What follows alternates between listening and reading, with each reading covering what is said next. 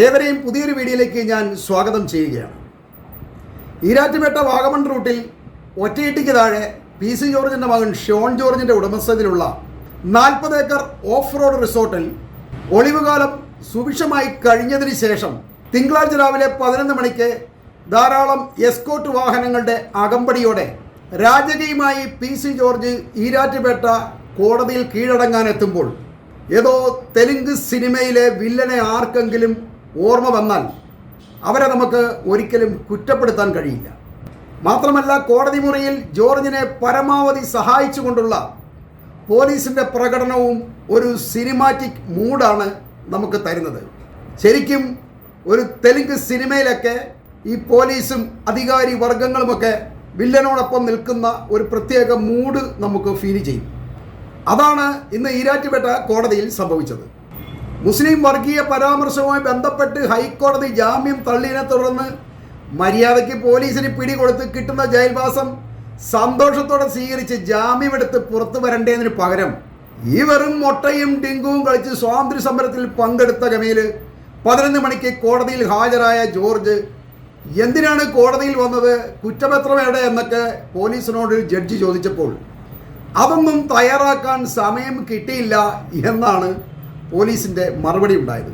എന്നാൽ ഒരു കാര്യം ചെയ്യുക, കുറ്റപത്രമൊക്കെ തയ്യാറാക്കി 2 മണിക്ക് നമുക്ക് വീണ്ടും കാണാമെന്ന് ജഡ്ജി പറയുമ്പോൾ വെയിലും കൊണ്ട് അത് തയ്യാറാക്കാൻ പോലീസ് ഓടുന്നത് കാണുമ്പോൾ ഇയാളെ അകത്തിടുന്നതിൽ പോലീസിന് എന്തോ കാര്യമായ ദണ്ണമുണ്ട് എന്നാണ് നമുക്ക് തോന്നുന്നത്.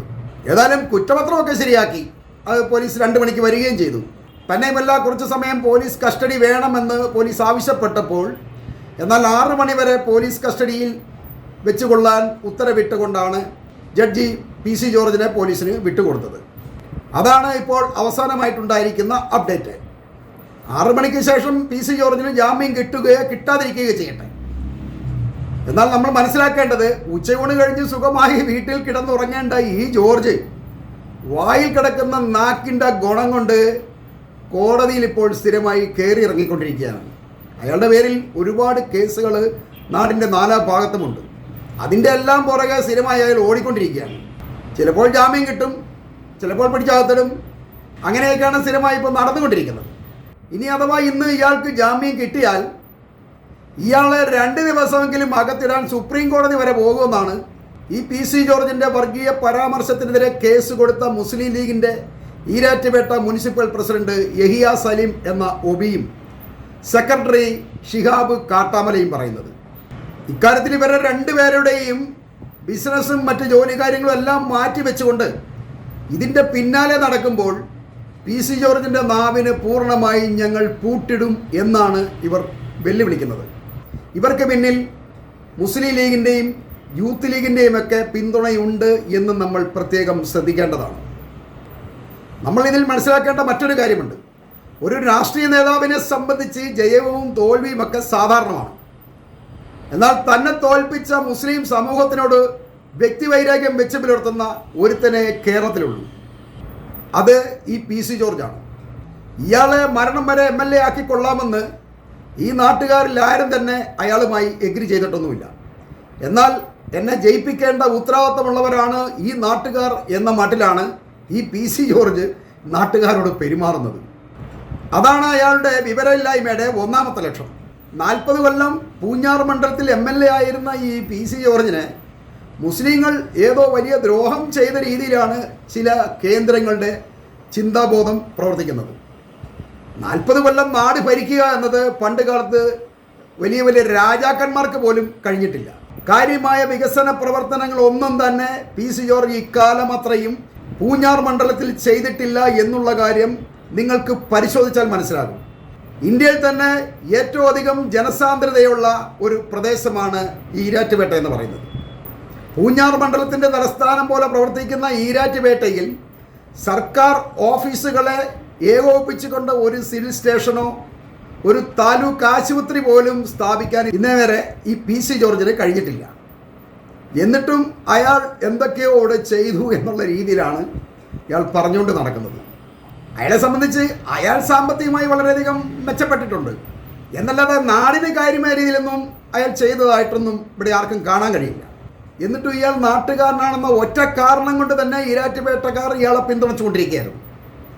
അയാളെ തലയിലേറ്റി അയാളെ എല്ലാ പാർട്ടിക്കാരും തള്ളിക്കളഞ്ഞിട്ടും ഈരാറ്റുപേട്ടക്കാർ അയാളെ പൊക്കിക്കൊണ്ട് നടന്ന അയാളെ സ്വതന്ത്രനായി വിജയിപ്പിച്ച് അയാളെ ഒരു ഹീറോ ആക്കി വെച്ചിരിക്കുകയായിരുന്നു.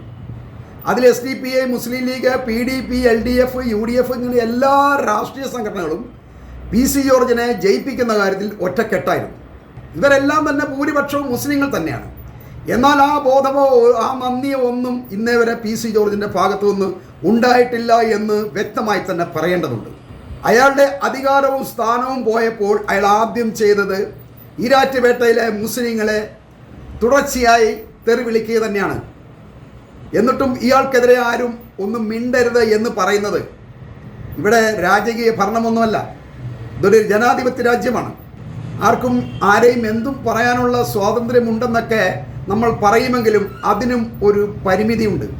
40 കൊല്ലം ഈ നാടിനെ ഭരിക്കാൻ സൗഭാഗ്യം ചെയ്തു കൊടുത്ത നാട്ടുകാരെ തെറി വിളിക്കുന്ന ഇയാളെ ന്യായീകരിക്കുന്നത് എത്ര മ്ലേച്ഛമായ പ്രവൃത്തിയാണെന്ന് ഓരോരുത്തരും ചിന്തിക്കേണ്ടതുണ്ട്. ആ ബോധമാണ് നിങ്ങളുടെ ഉള്ളിൽ ഉണ്ടാവേണ്ടത്. ഇപ്പോൾ ഈ കേസുമായി ബന്ധപ്പെട്ട് BJPയുടെ കേന്ദ്ര സംസ്ഥാന നേതൃത്വങ്ങൾ മുഴുവൻ ഇയാളെ തള്ളിപ്പറഞ്ഞിട്ടും കോടതിയിൽ ഇയാളെക്കുറിച്ചുള്ള വിധി കേൾക്കാൻ കോട്ടയം ജില്ലയിലെ മിക്കവാറും BJP നേതാക്കൾ മുഴുവൻ എത്തിയത് ഒരുപക്ഷെ ഇയാൾ തന്തയ്ക്ക് വിളിക്കൊന്ന് ഭയന്നിട്ടായിരിക്കും. കാരണം ഇയാൾക്ക് അങ്ങനെ നോട്ടമൊന്നുമില്ലല്ലോ, ഇയാൾ ആരെയും തന്തയ്ക്ക് വിളിക്കും. ഇനി അവരെല്ലാം കോടതി വന്നില്ലെങ്കിൽ നാളെ തെറി കേൾക്കണ്ടല്ലോ, ഇനി അതൊരു പത്രവാർത്തയാകണ്ടല്ലോ എന്ന് ഓർത്തായിരിക്കും ചിലപ്പോൾ ഒരുപക്ഷെ ഈ BJPക്കാരെല്ലാം കൂടെ ഈ കോടതിയുടെ മുന്നിലെത്തിയത്. ആർക്കും ഒന്നും ചെയ്യാൻ കഴിയുന്നില്ല, എല്ലാവരും വളരെ നിശബ്ദമായിട്ടാണ് കഴിഞ്ഞിരുന്നത്. ഏതായാലും കനത്ത ചൂടിലും വിയർപ്പിലും തളർന്ന അവശനായി കോടതി മുറിയിൽ ശുദ്ധശൂന്യനായി നിൽക്കുന്ന PC ജോർജിനെ കാണുമ്പോൾ ഈരാറ്റുപേട്ടക്കാർ ഒരു പ്രത്യേക മനസുഖം അനുഭവിക്കുന്നുണ്ട് എന്ന് ഈ നാട്ടുകാരുടെ വാക്കുകളിൽ തന്നെ പ്രകടമാണ്. അക്കാര്യം പലരും ഇതിനകം തന്നെ സംസാരിച്ചു കഴിഞ്ഞു. തെലുങ്ക് വില്ലനായി കാറിൽ വന്നിറങ്ങിയ PC ജോർജ് ഒരു കുറ്റവാളിയെപ്പോലെ പോലീസ് ജീപ്പിലേക്ക് കയറുമ്പോൾ കേരളത്തിലെ ജനാധിപത്യവും മതേതരത്വത്തിൻ്റെ നീതിയുമാണ് ജയിക്കുന്നത് എന്ന് നമ്മൾ തിരിച്ചറിയണം. കോടതിയെ ഇപ്പോഴും നമ്മൾ പൂർണ്ണമായി വിശ്വസിച്ചുകൊണ്ട് മുന്നോട്ട് പോകുമ്പോഴാണ് ജോർജിനെ പോലെയുള്ളവർ അഴിക്കുള്ളിലാവുന്നത് എന്നതാണ് കാലിക സത്യം. എന്തായാലും കേരളത്തിലെ ഒരു രാഷ്ട്രീയ നേതാവും പൊതുജനങ്ങൾക്കിടയിൽ ഇത്രയധികം തേച്ചരക്കപ്പെട്ടിട്ടില്ല എന്ന് പറഞ്ഞുകൊണ്ട് തന്നെ ഞാൻ ഈ വീഡിയോ ഇവിടെ അവസാനിപ്പിക്കുകയാണ്.